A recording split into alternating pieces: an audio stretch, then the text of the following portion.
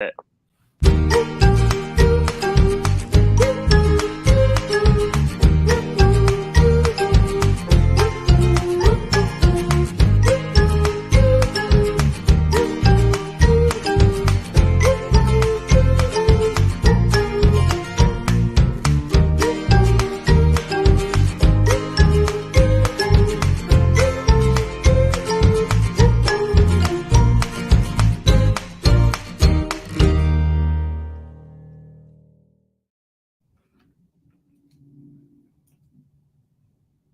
Did he already freeze? We barely even started. Benji already froze. All right, I'll take over for a second until he is back in the room. Hi everybody, welcome to laughingplace.com's Oscar prediction show. We declared this movie week leading up to the Oscars. We've been having a movie club episode every day leading up to this, and this is the big culmination. So thank you to those of you who are joining us.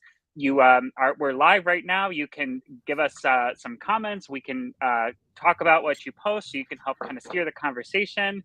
Thank you for tuning in, and we're so excited that you're excited. Hi, Benji. Welcome to the show. Hi, thanks. What a great time for my internet to conk out. Yeah. Always happens right when you need it not to. So we're gonna talk about the Oscars, which are going to be Sunday night on America's Broadcasting Company. We will be covering it. Tony, our resident award show coverer guy, will be. What an official title!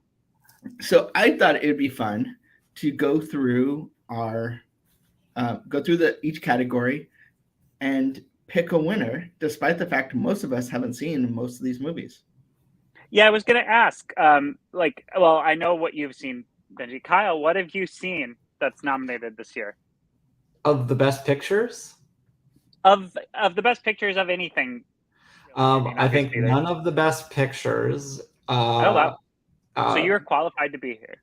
What are the animated ones? Spider-Man must have got like a sound thing or something, visual effects. It got visual effects. Animated, right. I'm sure you've seen Encanto. Nope. Good glory. I'm sure you've seen Luca. I have seen Luca. Thank the maker. Raya and the Last Dragon. Nope. What do you do all day? Do you not watch movies? I watch Archer reruns on FX apparently. Do you watch Archer? I need to know that you watch Archer. I do recently. That we get all sorts of stuff. Back to the Oscars. Archer is the Oscars. They're very similar. They're both animated. There you go. But yeah, no, we're gonna give Alex an aneurysm. I will say, if I were going to see some of the Best Picture nominees, I'm really interested in Licorice Pizza because I like Paul Thomas Anderson. West Side Story, I know I should see. Still never even seen the original or the show. I like the song America. I sing it all the time. But other than that. Okay, so why don't we get started? And we'll get started with a category I'm pretty sure no one's seen anything, except I'm actually wrong. I know Alex has seen one of these films. So international feature film, Drive My Car, which is the supposed favorite. Flee, which Alex has seen. The Hand of God. Lunama, a Yak in the Classroom. That sounds fun. And The Worst Person in the World. I'm gonna go with the Lunama, a Yak in the Classroom, because that sounds like fun, and the Oscars could use more fun. So Flea is the one that's also nominated for what, documentary and animated? Right. It is, yes. It is triple nominated, best documentary, best animated film, and best foreign language film. Okay. That would seem to get, I feel like when there's that sort of overlap, you're like, well, then that one's going to win. It's kind of like if something's nominated for best rock album and album of the year, you're like, well, clearly it's going to win the lower category. But oftentimes at the Oscars, I feel like these cancel each other out. Okay. Like, I don't know if I've noticed that before, where it'll be something that's not necessarily high odds for best picture, and it's in a lot of other categories, and it ends up just getting nothing. for whatever reason. So I'm a Or little it worried could about pull a Parasite and just run it Sweep. all. Yeah. But my pick for this category is. Oh, sorry, Kyle, you finish. no, I think I'd probably go with Drive My Car just based on what I've heard. Yeah, I'm going Drive My Car because it's also a high contender for Best Picture. Like it's in the 3 films that are being talked about as the most likely to nab that one, and I can't imagine it would potentially win Best Picture and not win Best Foreign Language Film. Yeah, that would make sense. Is the title supposed to be a Beatles reference? Because I sing it every time. I don't know. I honestly knew nothing about this film before today. It is streaming on HBO Max, so for anybody who's watching and possibly doing some Oscars catch-up this weekend, this is my top choice of things I haven't seen to watch before Sunday. Good luck with that. Thanks.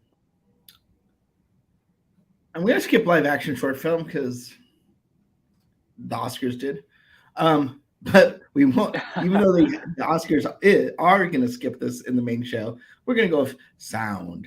So the nominees are Dune, Belfast, No Time to Die, The Power of the Dog, which is not what you think it is, and West Side Story.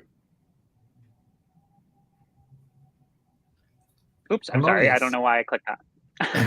I'm trying to. We had too many images, so if you see me clicking, I'm trying to add some images of the Oscar things, but it told me we have too many images in our account and have to delete things. So that's what I've been doing. I'm going to go with West Side Story because Alex and I saw that in theaters, and the sound design on that, I mean, it's a classic score. I mean, it's been updated a bit, but was fantastic. I mean, it's just for the craft categories, I can't think of anything it wouldn't win for. I mean, it's just so beautiful.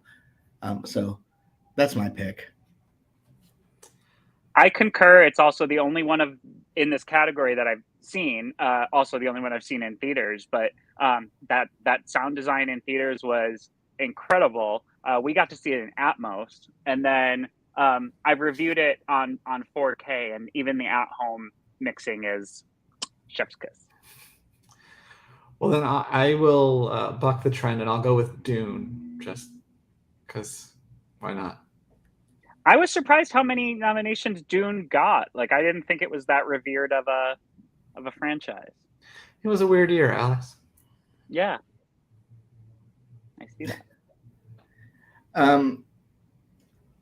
Also, for production design, we got 2 Disney nominees with Nightmare Alley and West Side Story, and also Dune, The Power of the Dog, and The Tragedy of Macbeth. Yeah, and I'm with this one, I just watched Nightmare Alley, so it's fresh in my mind. I loved the production design of West Side Story, but of those 2 Disney-owned films, personally, I think Nightmare Alley had the harder task and a more, I guess visually striking. Like, you could look at any shot from Nightmare Alley and instantly recognize it as from Nightmare Alley. I don't think that's necessarily true of West Side Story. I didn't see Nightmare Alley, but I did see you watching the bonus feature, and it's just it is really pretty. So I was gonna, and like well designed for that kind of film noir look. I mean, I guess that's what I'm calling it, but it feels neo like noir. Neo-noir is what they call it in press marketing materials. I actually took a film class in college, and my professor was very insistent that film noir is only films that took place in a certain years, and anything that takes that genre and comes after that is neo-noir. Good to know. I did not take any film school classes and was confused by the branding. Moving on, or Kyle, you got a pick? Oh, well, I feel like at this point I'm just going to be playing Hollywood Squares, so I'll be like, I'll agree. Yeah, okay. Best Adapted Screenplay, Coda, I've seen. Drive My Car, Dune, The Power of the Dog, and something called The Lost Daughter, which I'm not familiar with. I feel like this is a good one for Dune because it was, it's been adapted before, but, not always successfully. So I think if it's apparently good enough to get nominated for Best Picture, then they did a good job adapting something that's pretty hard to bring to the screen. I really like Coda. Coda's the only one I've seen of this. I was actually just before this reading, like the Hollywood Reporter is really sour on Coda, Really? referring to it as a Disney Channel original movie in terms of quality. I'm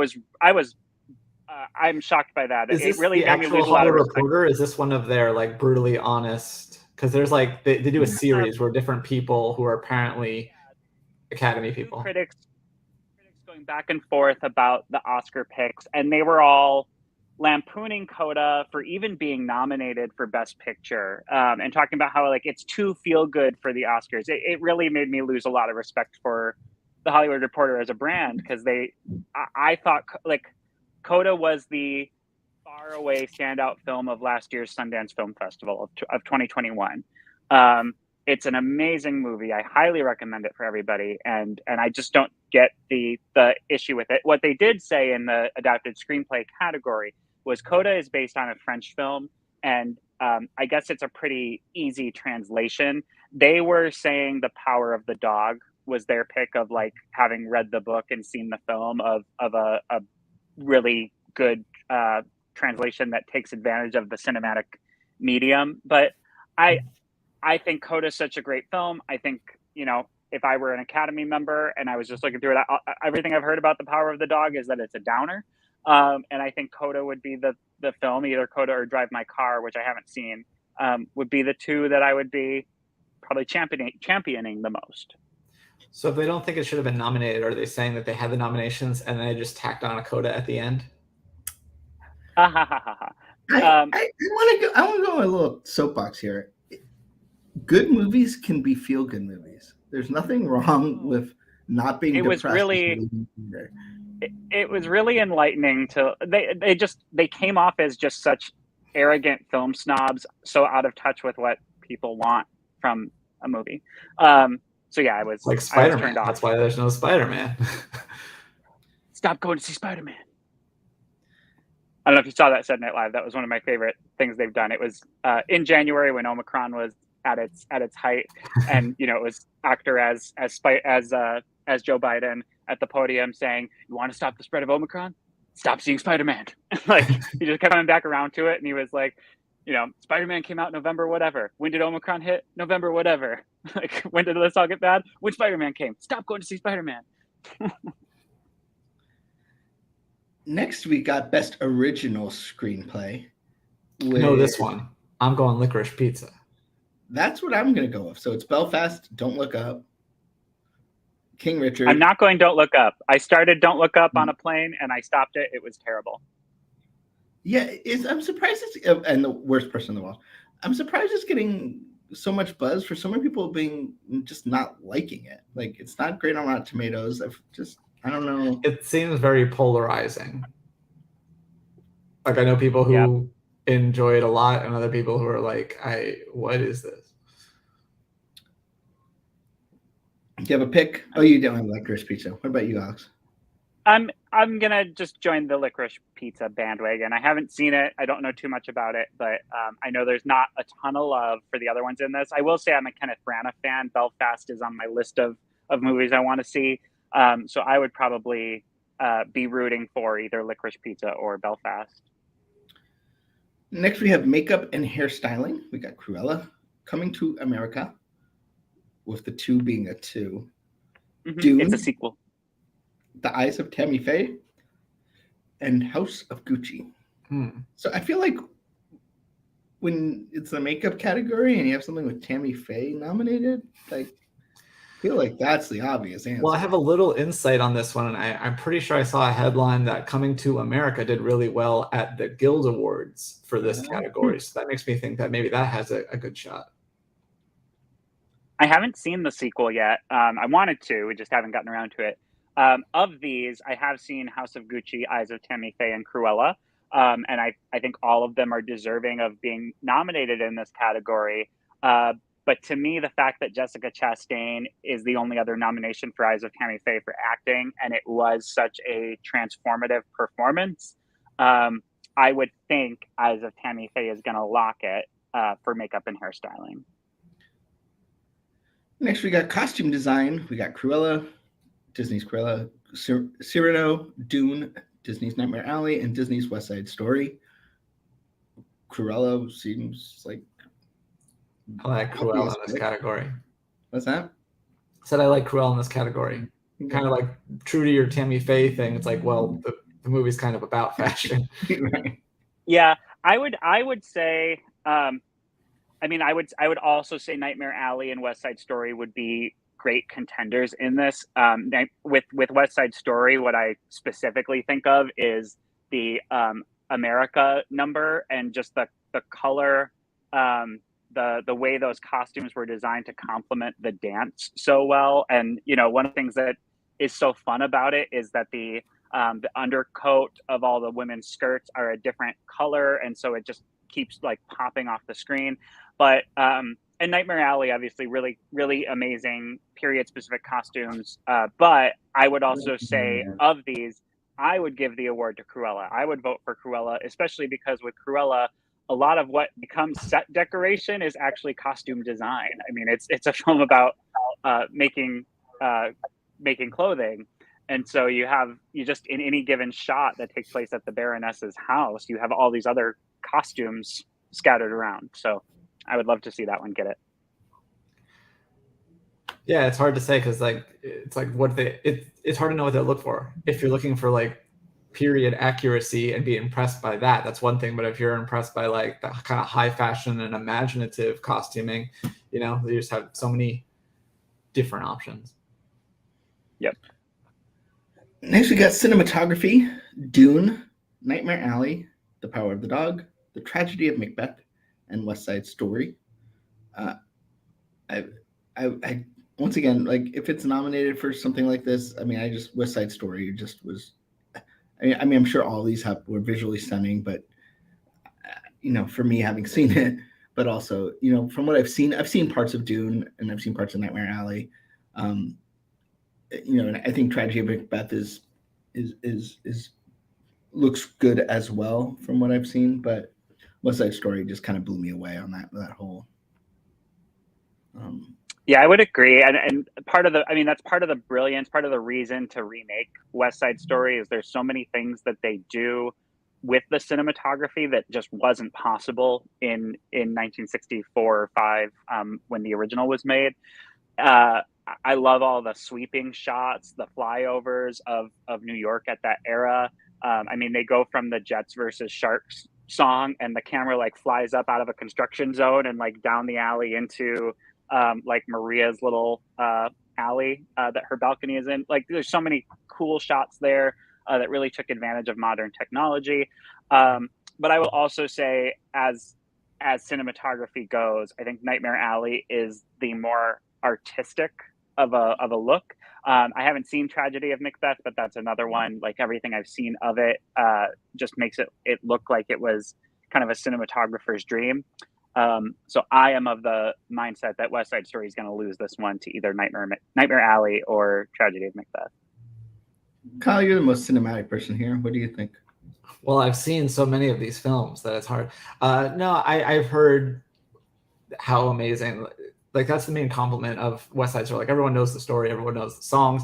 The thing I hear about are the directing in partnership with the cinematography. So I don't know, it could go to Spielberg or go to cinematography, but I'd go with that one.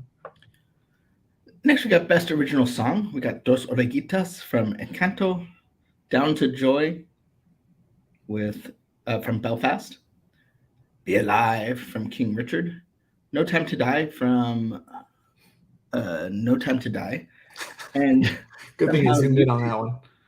From 4 Good Days. Now, I will say, off the bat, we all know at this point why we don't talk about Bruno is not nominated. It was not submitted, but they will be performing it because it's a synergy. As well as Down to Joy will not be performed because Van Morrison's too busy touring or something to attend. But do you think that Billie Eilish could work into some 4-town after she does No Time to Die? Yeah. Oh, I hope so. I mean, Phineas will be there. Oh my. Just got Jordan Fisher just come down on the strings.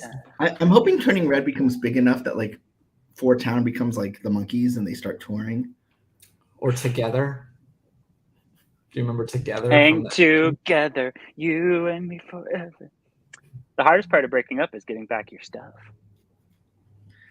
I'm gonna be a shell here and just go with Dos Orejitas. Seems fair.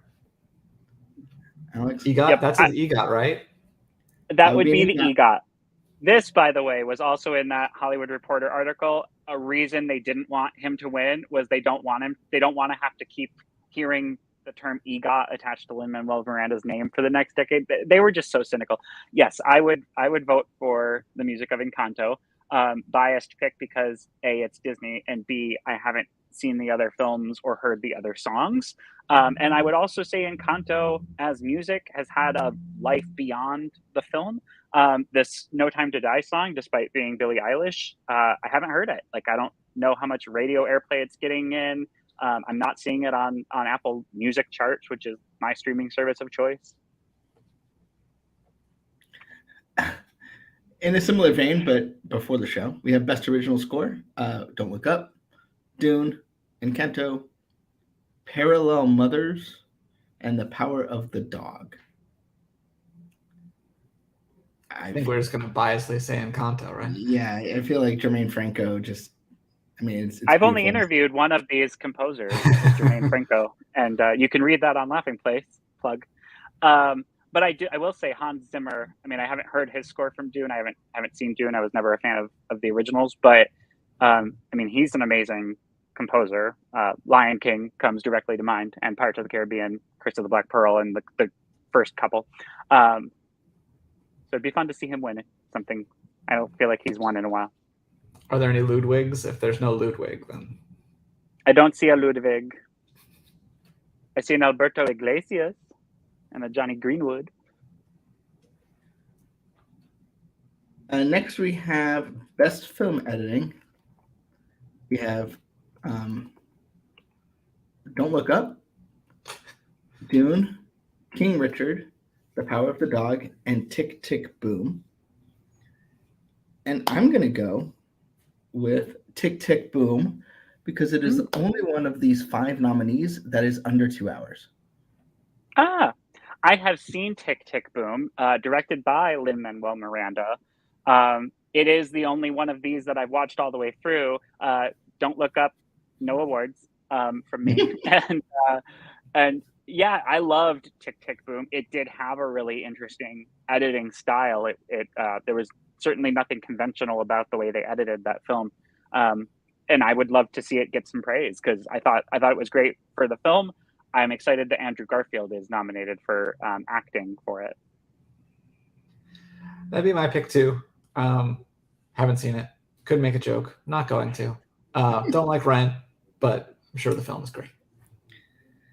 Yeah, this was very different tonally from Rent. No, I know, but I know it's about the guy who did Rent. It is. It's also about the guy who did Into the Woods, and no comment. Next, we have Best West Side Story is by the guy who did Into the Woods. Lyrics by. Not creatively. Not like, it's not, he wasn't the Stephen Sondheim wrote the lyrics. Creatively make Tick, Tick, Boom. He's just a character in it. Best visual effects, which is also known as the pop culture category. Right. Spider-Man. Yeah. The blockbuster category. Dune, Free Guy, No Time to Die, Shang-Chi, and The Legend of the Ten Rings. Spider-Man, No Way Home. Shang-Chi. Shang-Chi. Shang. And, your name is Shang, and you chose your new name as Sean? I would like to. This is a fun fact. Do you know that Tron was not nominated for this category back in the day because they considered using a computer as cheating? Cheating. They cheated by using a computer. So I've seen actually most of these films, but I'm trying to think which one had the best visual effects. It was Spider-Man. My pick is Spider-Man. My pick here is actually Shang-Chi. Reason being, yes, Spider-Man has amazing visual effects. All these films do. But Shang-Chi had a really unique stylized visual effects that I felt like was innovative and different.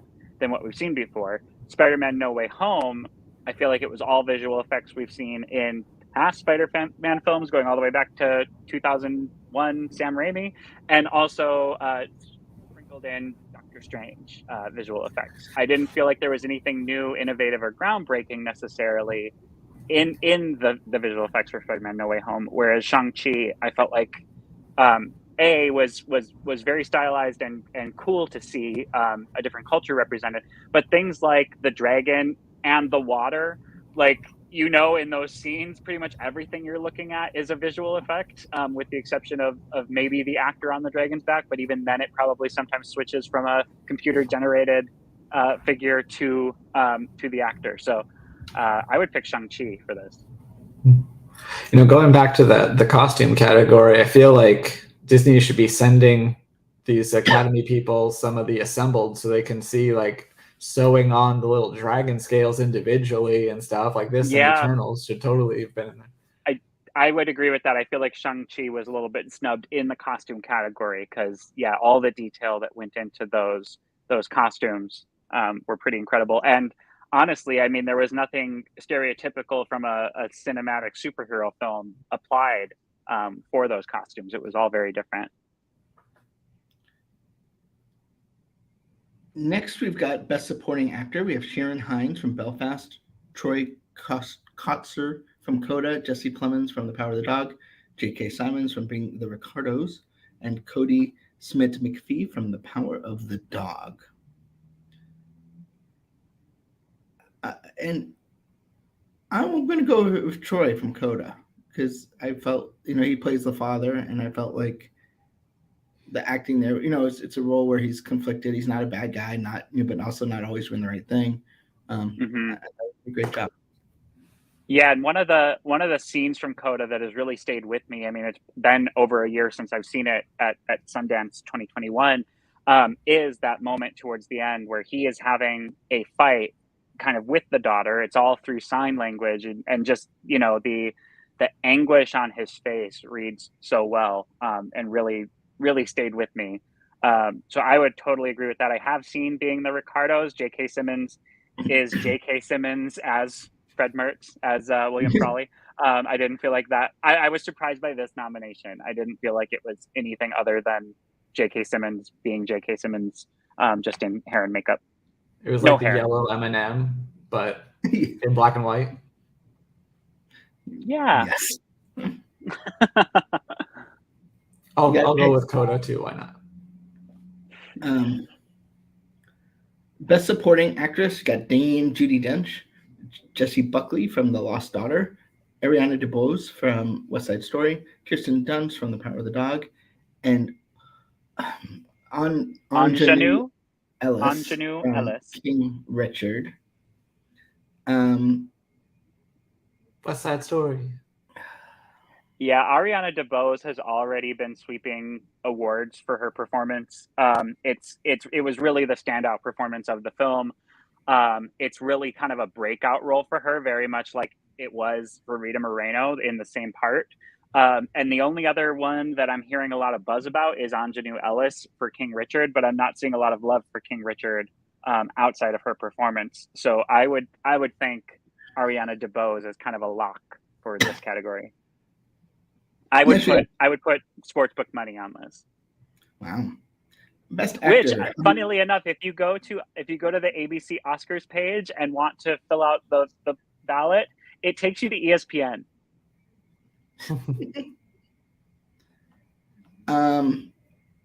Best actor, we got Javier Bardem for Being the Ricardos. Presumably he's playing Desi. He's Ricky. Yeah, Desi.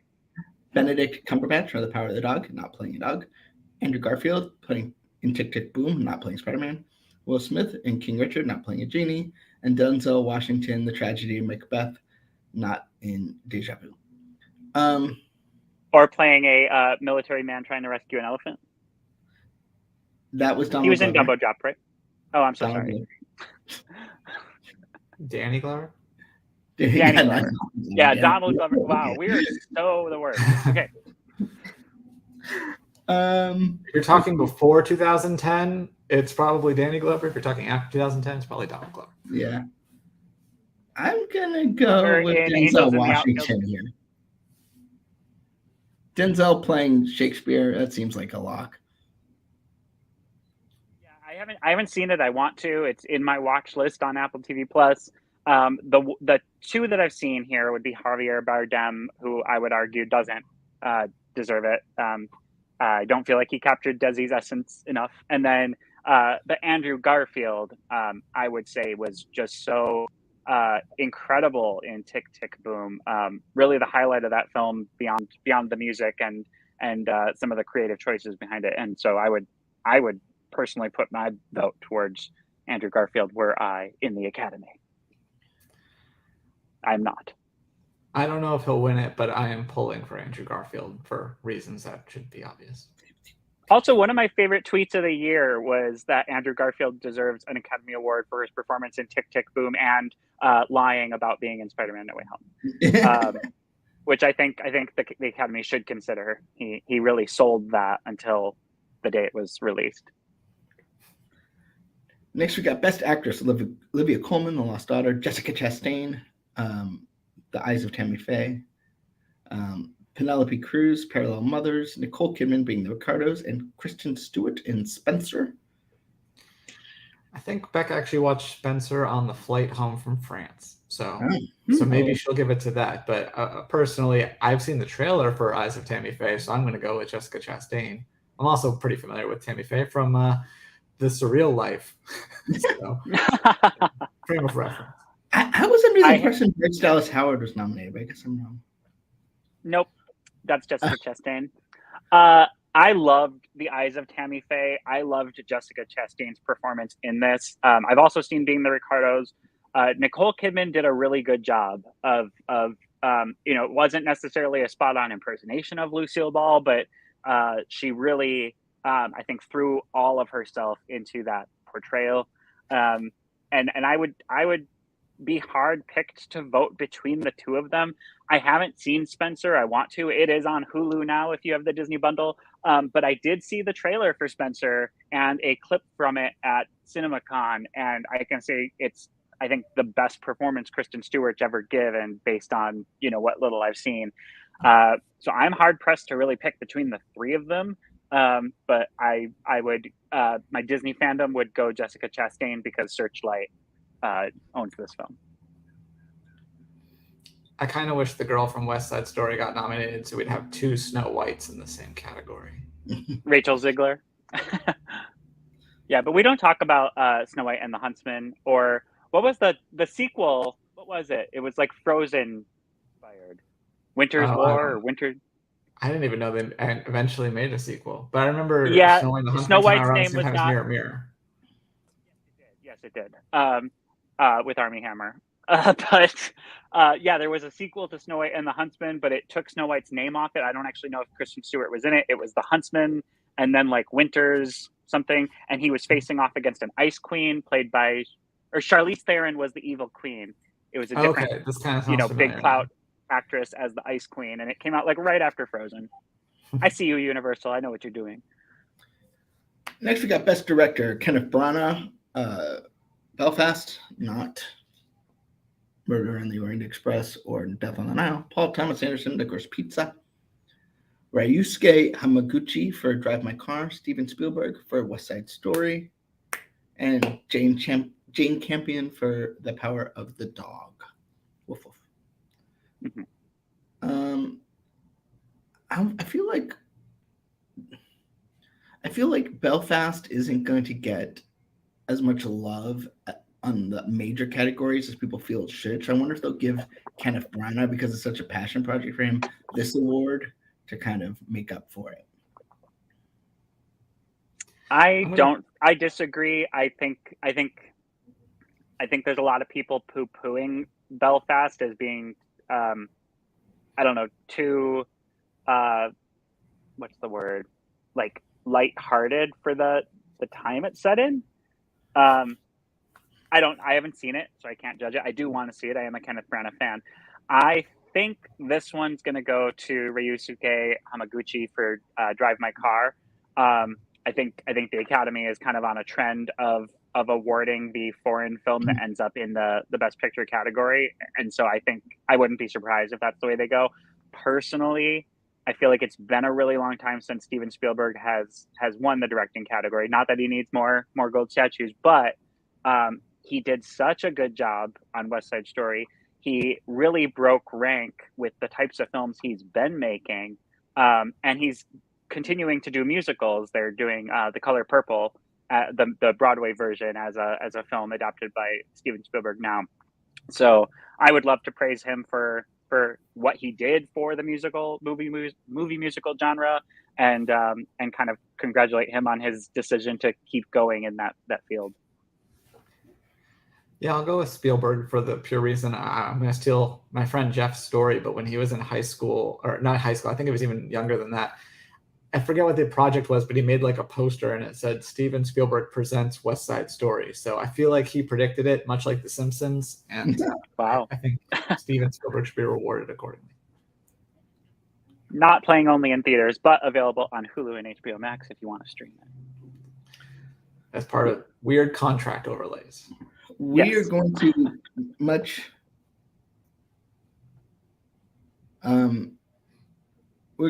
like the Oscars do Best Picture, not last, and go with Belfast, Coda, Don't Look Up, Dune, Drive My Car, King Richard, Licorice Pizza, Nightmare Alley, The Power of the Dog, or West Side Story.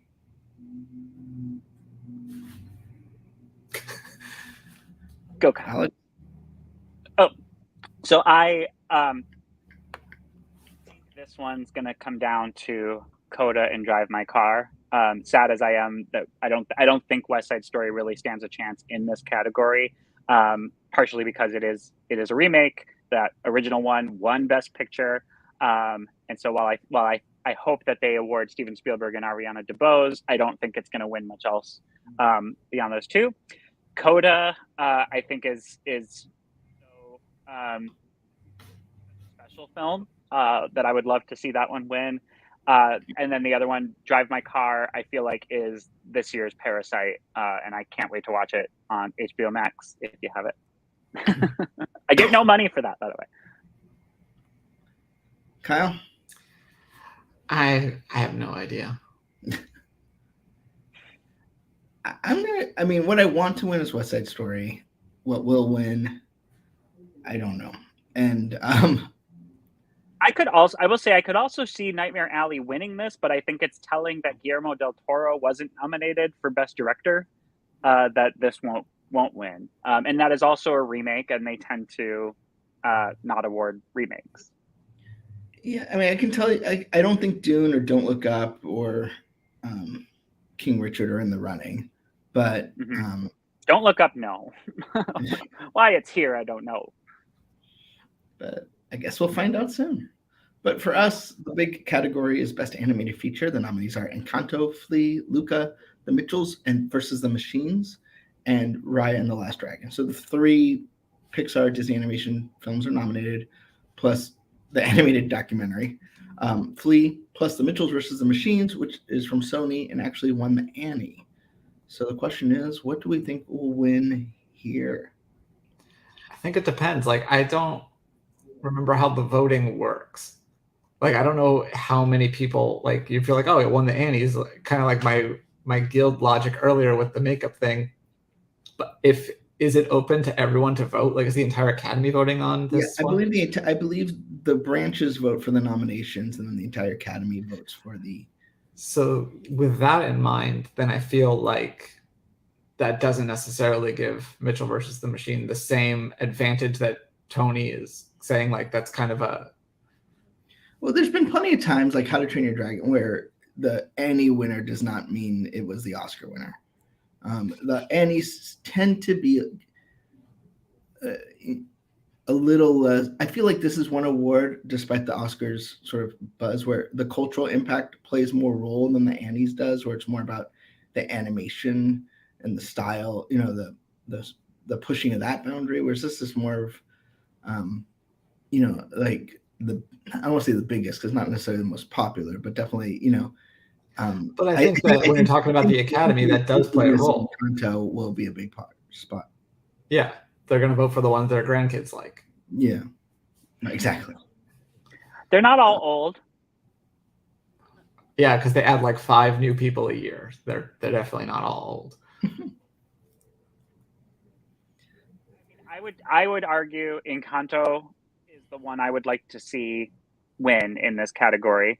What was that Tony comment? That disappeared fast. I didn't get to read it. His first Machines won the Annie. Flea won for Independent at the Annies. Yeah, I would think, given Flea's nominations elsewhere, I think Flea is going to win this category. And it's a great film. It's a documentary, an animated documentary, which was really unique. I know you hate those two words together. Very unique, really unique. It was unique. But yeah, so I think Flea is going to take it. I'm nervous about Mitchell's versus the Machines because of the Annies, and I haven't seen it yet. I do want to. It looks really fun. That's from the team behind Spider-Man and the Into the Spider-Verse and the Lego Movie, both of which are great films. So I'm looking forward to seeing Mitchell's and the Machines. I'm not in a rush to necessarily get to that before the Oscars. Of the films in this category, I would think Raya is probably the least likely. Like if you had to bet money on which one wouldn't be a contender, I think Raya probably loses out. I love it. I just think it kind of pales in comparison to the quality of Luca and Encanto.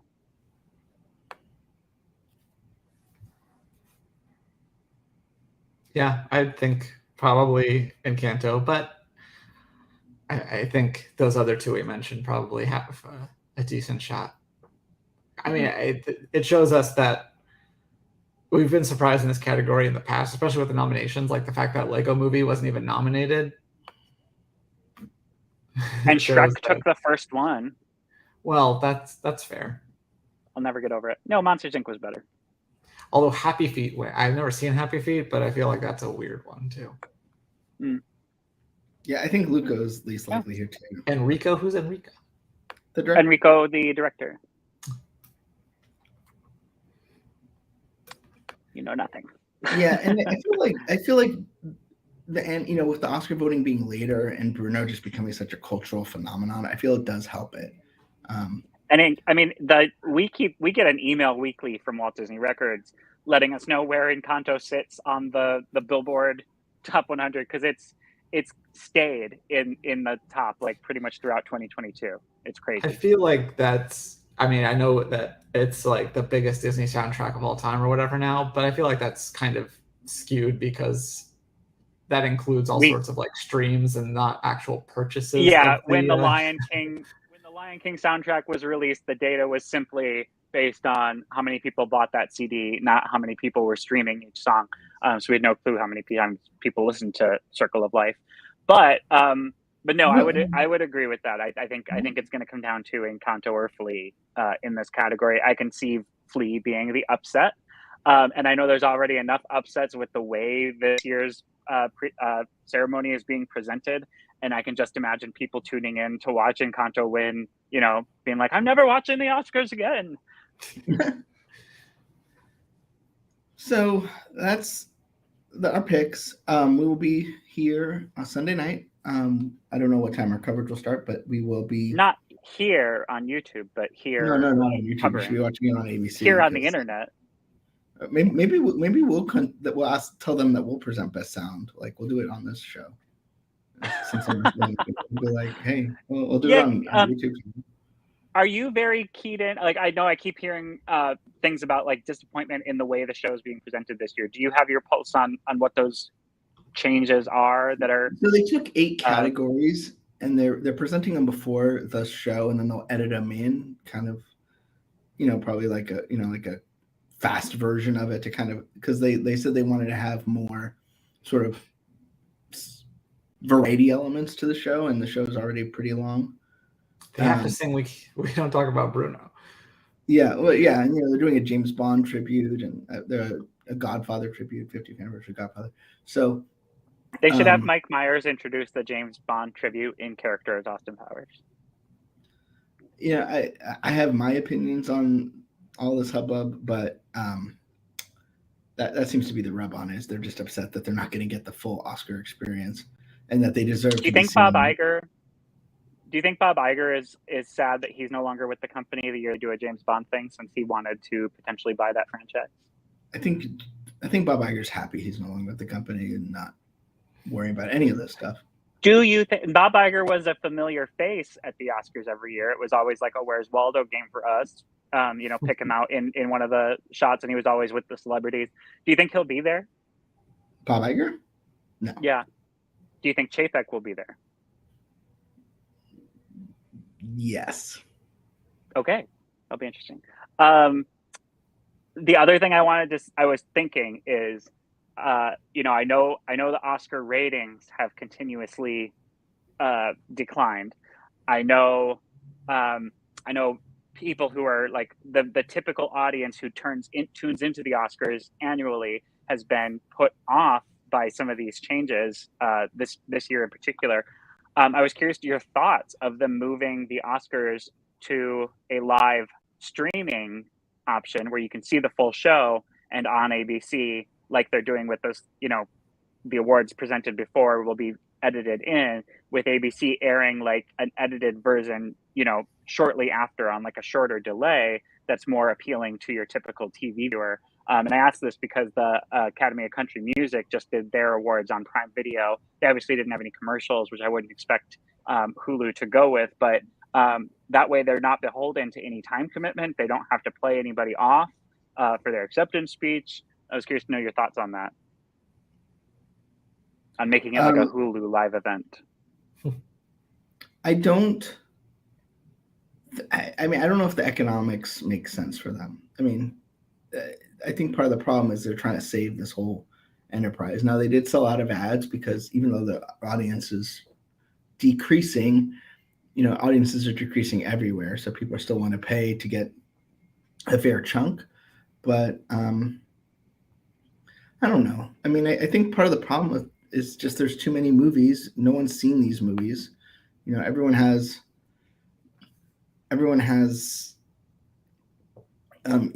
their prestige projects. So now, like, maybe Spider-Man would have gotten in, if there wasn't like 20 sort of Oscar bait films out there that people were going to nominate. I don't know what's going to happen, Justin. I think, this is, I think last year was a blip, it was obviously kind of a downer as it was. But the blip, it's a big property for ABC. And I know they would love for it to become more entertaining, so people want to watch it, and it's not dependent on a big movie. Because, it's funny because the Oscars were created to promote movies, but now it's sort of become a promote individuals. And I think you were talking about The Hollywood Reporter before. It's like, people don't want to be depressed all the time. There's good movies that are heavy, but sometimes there's good movies that are uplifting. And sometimes there's good movies that, the craftsmanship, it could just be a big budget tentpole film, but it's still a good crafted film. So, yeah, just because something's a blockbuster doesn't mean it's not at the top of its craft, which, I feel like a lot of the film snobs look down at these big tentpole films when in fact they're, oftentimes the most, especially in visual effects, the most kind of groundbreaking and driving filmmaking forward into new directions. Well, and the thing is that these Oscar nominations, even on streaming, they're not having the impact they once did. People don't seek them out just because it's Oscar nominated anymore. Yeah, so, I was going to say a lot of these are on Netflix, and I wouldn't have even known, even in the best shorts, live action shorts category. When I was looking through them, it's like more than half of the live action shorts are on Netflix, as like Netflix bought them after they did the festival circuit. And I had no clue they're there. Like, Netflix is just too big for its own good, and everything drowns on it. But I think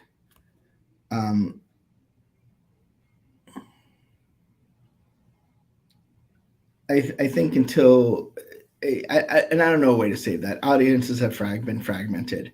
It would be nice to have.